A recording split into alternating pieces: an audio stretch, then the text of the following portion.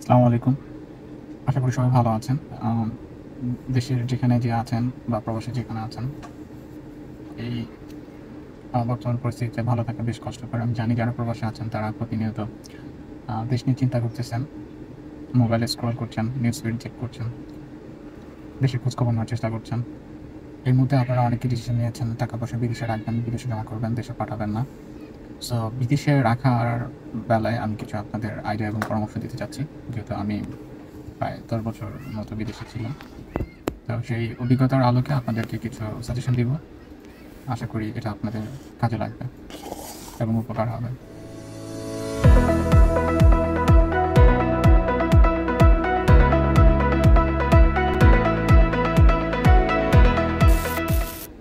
So প্রথমে বিদেশে টাকা রাখতে গেলে কোথায় রাখবেন? কিছু ব্যাংক আছে যেখানে নো ইন্টারেস্ট, কোনো ইন্টারেস্ট দেয় না। আচ্ছা, যারা ইন্টারেস্ট পছন্দ করেন না, সে ব্যাপারে আমি একটু পরে বলছি। তো যারা ইন্টারেস্ট নিতে আগ্রহী, তাদের জন্য বলব যে এখানকার ব্যাংকগুলো কিছু সেভিং অ্যাকাউন্ট আছে যেগুলো ইন্টারেস্ট প্রোভাইড করে। 5% আপ টু 7% পর্যন্ত ইন্টারেস্ট প্রোভাইড করে বিভিন্ন ব্যাংকে। আপনারা একটু খোঁজ নিয়ে দেখবেন। যদি আপনি টাকাটা নির্দিষ্ট কিছুদিনের জন্য, যেমন 6 মাস 1 বছরের জন্য যদি সেভ করতে চান, তাহলে আপনার ইন্টারেস্ট রেটটা আরও বাড়বে। সেটা ফিক্সড অ্যাকাউন্টও হতে পারে।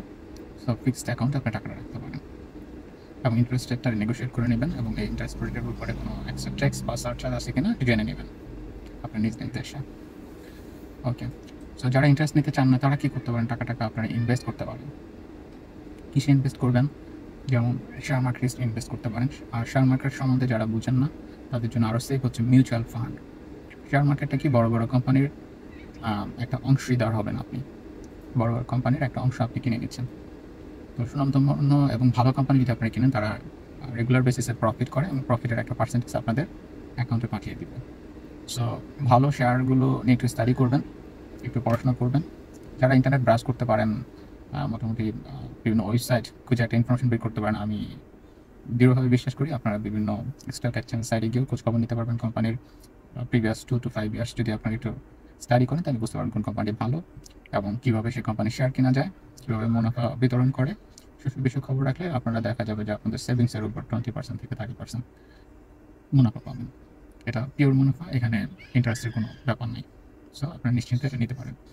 আর যারা মনে করেন যে স্টক মার্কেট খুবই ভলেন্টিয়ার, খুবই ফ্ল্যাকচুয়েট করে, মানে ওঠানামা করে, লস হওয়ার চান্স আছে, ইয়েস। প্রফিট হচ্ছে সেটাই যেখানে লসের সম্ভাবনা আছে। আর ফিক্সড যদি আপনি একটা প্রফিট করতে চান, that is interest. Okay. So তারপর আমরা চেষ্টা করব যে কম রিস্ক নিয়ে যদি বেশি মুনাফা গেইন করা যায়, আমরা সেই পথে যাব। সেজন্য আপনার সেফ কিছু শেয়ার কিনতে পারেন। কানাডাতে এখানে আপনার পোর্টফোলিও অ্যাডভাইজার আছে বিভিন্ন ব্যাংকে। সেখানে গিয়ে আপনি তাদের সাথে কথা বললে তারা আপনাকে সাজেস্ট করবে। আপনারা এখানে ফার্স্ট হোম সেভিং অ্যাকাউন্ট খুলতে পারেন। ফার্স্ট হোম সেভিং অ্যাকাউন্ট, সেখানে বছরে $8,000 করে আপনি রাখতে পারবেন। $8,000 হচ্ছে লিমিট। সো এই $8,000 যদি আপনি ইনভেস্ট করেন, এটা টোটালি ট্যাক্স ফ্রি। ইনকামের উপর ট্যাক্স ফ্রি হবে এবং আপনি যে মুনাফা করবেন সেটাও ট্যাক্স ফ্রি হবে যদি আপনি জমা করে রাখেন। তো এই টাকাটা আবার আপনি স্টক মার্কেট ইনভেস্ট করতে পারবেন অথবা মিউচুয়াল ফান্ড কিনতে পারবেন। মিউচুয়াল ফান্ড হচ্ছে আরেকটু সেফ, স্টক মার্কেটেরই আরেকটু সেফ ইনভেস্টমেন্ট। তো মিউচুয়াল ফান্ডগুলো আপনি যদি কিনেন, সেখানেও আপনি ইনুয়ালি 30% থেকে 35% পর্যন্ত প্রফিট গেইন করার সুযোগ আছে। এটা পিওর প্রফিট, এটা ইন্টারেস্ট না। ঠিক আছে, আপনারা এইসব জায়গায় ইনভেস্ট করতে পারেন। আপনার নিজ নিজ এলাকার ব্যাংকে খোঁজ নেন, টাকাগুলো সেখানে রাখেন। আর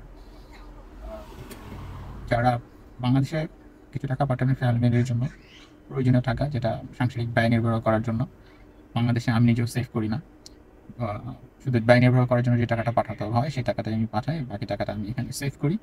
সো আমিও প্রায় 30% ইন্টারেস্ট গেইন করেছি, প্রফিট গেইন করেছি 30%। সো আপনারা ট্রাই করে দেখতে পারেন। আর প্রবাসে টাকা পয়সা থাকলে আরেকটা বিষয় হচ্ছে যে আপনার কাছে কত টাকা আছে না আছে এটা আপনি সিক্রেসি মেনটেন করবেন। এটা কনফিডেন্সিয়াল ব্যাপার, সবার সাথে শেয়ার করতে যাবেন না, নট ইভেন ইউর রুমমেট, যে আপনার কাছে কত টাকা আছে, কোথায় কত ইনভেস্ট করছেন, একেবারে অ্যাকচুয়াল ফিগার সবাইকে বলে দিবেন না। কারণ in case of an emergency roommate আপনার কাছে টাকা যেতে পারে। আর যদি তাকে টাকাটা না দেন, তাহলে আপনার সাথে তার সম্পর্কটা নষ্ট হবে। ও টাকা দিলেও কিন্তু সম্পর্ক নষ্ট হবে যদি সে ইন্টারনেট ফেরত দিতে না পারে। আপনি যদি একটা কথা শোনান তাকে যে তোমাকে আমি টাকাটা দিয়েছিলাম, তুমি বলেছিলে 1 মাস পর দিবা, টাকাটা ফেরত দাও, চাইতে গেল আপনাকে বলে যে 1 মাস হয়ে গেছে আর 1 মাস হওয়ার আগেই ও আবার টাকা চাচ্ছে। তো চাইতে গেলেও সম্পর্ক খারাপ হবে, ধার দিতে গেলেও সম্পর্ক খারাপ হবে। সো সেফ মোডে থাকবেন।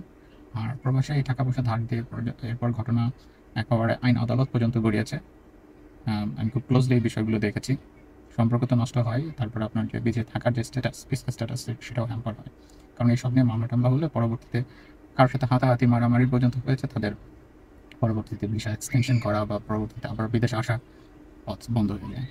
সো এইসব ব্যাপারগুলো কেয়ারফুল থাকবেন। তবে যদি বিশ্বস্ত বন্ধু হয় এবং প্রয়োজন যদি ভ্যালিড হয়, হয়তো তাকে কিছুতে সহযোগিতা করতে পারেন। সেটা নির্ভর করে আপনার বন্ধুত্বের সম্পর্ক, বন্ধু আপনার বন্ধুর আচার ব্যবহার কেমন, সে কথাবার্তা কাজে কর্মে মিল আছে কিনা। যদি এরকম মিল থাকে, তার বিশেষ প্রয়োজন হ্যাঁ কিছু তাকে হেল্প করতেই পারেন। আমরা সোশ্যাল বিইং, আমরা একজন আরেকজনের বিপদে প্রয়োজনে যদি না আসে, আগে কে আসবে, তাই না? সো এটা ডিপেন্ড করে আপনার বন্ধুর সাথে সম্পর্ক এবং তাকে কতদিন ধরে চিনেন, সে কেমন মানুষ, তার উপর। ওকে, কিন্তু হ্যাঁ সেই ততটুকু টাকাই দিবেন যে টাকাটা আপনি ফেরত যদি না পান কোনো কারণে, যেন আপনি বিপদে না পড়েন, আপনার চলতে যেন অসুবিধা না হয়, এটার জন্য যেন মারামারি করতে না হয়। কারণ আপনার বন্ধু মনে করেন 1 মাসের জন্য নিল, তার আপনার বন্ধুর সিচুয়েশনটা চেঞ্জ হলো না, আপনার বন্ধুর সিচুয়েশন অবস্থা আরও খারাপ হলো, দেখা গেল সেই টাকা ফেরত দিতে তার আরও 2 মাস সময় লাগবে, 3 মাস সময় লাগবে, তখন আপনি তার সাথে ফাইট করবেন, সেটা যেন করতে না হয়। ঠিক আছে? যেই টাকাটা আপনার অতিরিক্ত, আপনার ব্যয় নির্ভর করার পর অতিরিক্ত, বা আপনার ফিক্সড অ্যাকাউন্ট ভাঙতে হবে না, আপনার কারো কমিটমেন্ট ভাঙতে হবে না, এমন টাকাটাই শুধু ধার দিবেন। সবার সাথে সুসম্পর্ক বজায় রাখবেন, নিজের কনফিডেন্সিয়াল, নিজের সিক্রেসি ব্যাপারগুলো মেনটেন করে চলবেন এবং পরিবারের সাথেও যোগাযোগ রাখবেন, সুসম্পর্ক বজায় রাখবেন। তো সর্বোপরি আপনাদের ফাইন্যান্সিয়ালি, ফিজিক্যালি সুস্বাস্থ্য কামনা করে এখানে শেষ করছি। আর যদি ইনফরমেশনটা হেল্পফুল অ্যান্ড ইনফরমেটিভ মনে হয়, তাহলে feel free to share, and if you have any question and concern, please comments below. I will try to answer that. And thank you so much for watching and your time. See you in next video.